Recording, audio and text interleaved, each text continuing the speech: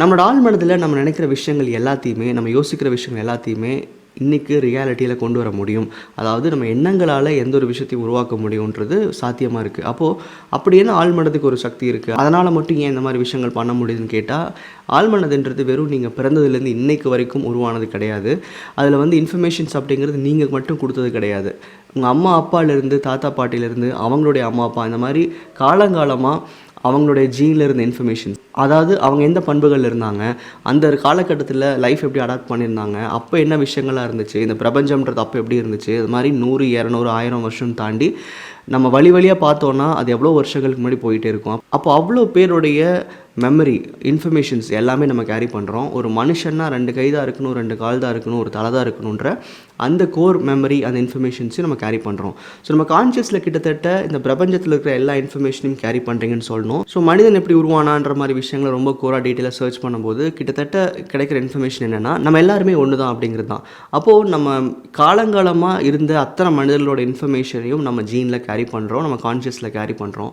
அப்போது அவ்வளோ பவர்ஃபுல்லான கான்ஷியஸ் கிட்ட அவ்வளோ இன்ஃபர்மேஷன்ஸ் இருக்குது. நம்மளால் எல்லாத்துக்கூடயும் கனெக்ட் பண்ண முடியுது, நம்மளால் ஒருத்தர் ஈர்க்க முடியுது.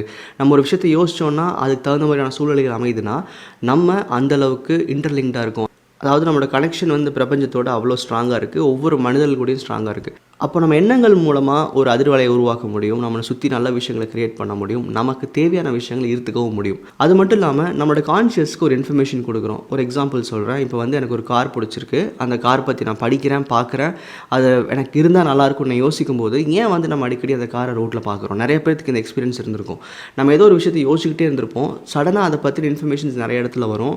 நம்ம புக்கில் படிப்போம், பேப்பரில் பார்ப்போம், இல்லை வந்து ரோட்டில் பார்ப்போம், என்றைக்குமே பார்த்துருக்க மாட்டோம். இன்றைக்கி அந்த கார் பற்றின ஒரு அட்வர்டைஸ்மெண்ட் நம்ம கண் முன்னாடி வரும், டிவி அதை பற்றி பேசுவாங்க.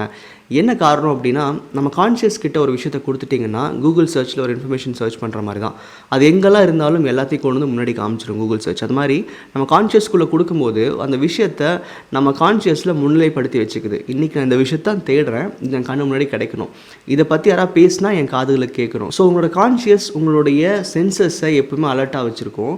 அப்போது நீங்கள் அதே வழியில் தான் டெய்லி ஆஃபீஸ் போகிறீங்க, அதே மாதிரி தான் உங்களுடைய பழக்க வழக்கங்கள் இருக்குது. ஆனால் சடனாக அந்த விஷயங்கள் கண்ணுக்கு தெரியறதுக்கு காரணம் இன்றைக்கி அதை பார்க்கணுன்ற முடிவை நீங்கள் எடுத்திருக்கீங்க. ஒரு விஷயத்தை பற்றி நீங்கள் அதிகமாக நினைக்கும் போது, ஆசைப்படும் போது அந்த எண்ணங்கள் எப்பவுமே ஹைலைட் ஆகிடுது கான்ஷியஸ்குள்ளே.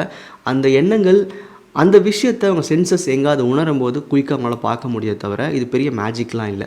அப்புறம் நினைக்கிற விஷயங்கள் கண்ணு முன்னாடி வருது, நினைக்கிற விஷயங்கள் மேனிஃபெஸ்ட் ஆகுது அப்படின்னா அந்த எண்ணங்கள் வேணும், அந்த விஷயங்கள் வேணுன்றதை முதல்ல உங்கள் சென்சஸ்க்கு கொண்டு வரீங்க.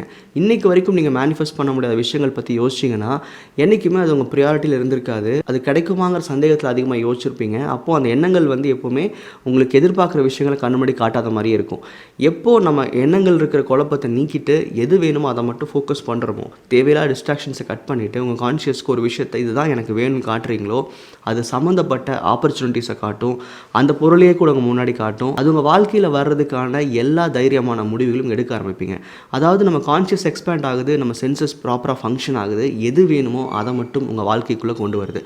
ஸோ ஆழ்மனது சக்தின்றது வந்து சும்மா நம்ம நினைக்கிற மாதிரி நம்ம எண்ணத்தை போட்டோம் நடந்துருச்சு, உங்களுக்கு அது இருக்குது எனக்கு அது இல்லை அப்படிங்கிற மாதிரிலாம் எதுவுமே கிடையாது. எல்லாத்துக்கும் அந்த சக்தி ஈக்குவலானது தான்.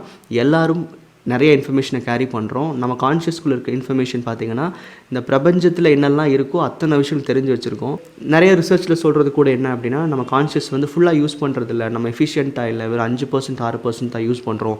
அதுக்கே நம்மளால் இவ்வளோ விஷயங்களை கொண்டு வர முடியுது, இவ்வளோ விஷயம் உருவாக்க முடியுதுன்னா உண்மையிலேயே மனுஷனோட கான்ஷியஸ்குள்ளே அவ்வளோ இன்ஃபர்மேஷன் ஸ்டோர் ஆகிருக்கு. ஸோ இதை கொஞ்சம் நம்ம புரிஞ்சிக்க முயற்சி பண்ணும்போது உண்மையிலேயே நமக்குள்ளே இருக்கிற பவர் என்னன்னு தெரிய ஆரம்பிக்கும். நிறைய பேருக்கு நம்ம நினைக்கிற விஷயங்கள் நடக்கும்போது முதல்ல வியப்பாக இருந்தாலும் அதுவே அவங்க வாழ்க்கையை மாற்றிக்கும் போது அது அவங்களுக்கு ஒரு பெரிய வித்தியாசமான அனுபவமாக இருக்காது. ஒவ்வொரு நாளும் நம்ம நினைக்கிறது அப்படியே நடக்கும். நமக்கு தேவையான விஷயங்கள் மட்டும் தான் கண்ணுக்கு முன்னாடி தெரியும். பிரச்சனைகள் அப்படிங்கிறது உங்கள் வாழ்க்கையில் பார்க்கவே முடியாது. ஸோ உங்களோட கான்ஷியஸோட பவரை நீங்கள் புரிஞ்சுக்கிட்டீங்க அப்படின்னா அந்த சக்தின்றது, அந்த பவர்ன்றது உங்களுக்குள்ளே மட்டும்தான் இருக்குது. உங்களோட லைஃப்பை நீங்கள் தான் டிசைட் பண்ணுறீங்கன்றது கிளியராக உங்களுக்கு தெரிய ஆரம்பிக்கும். நன்றி.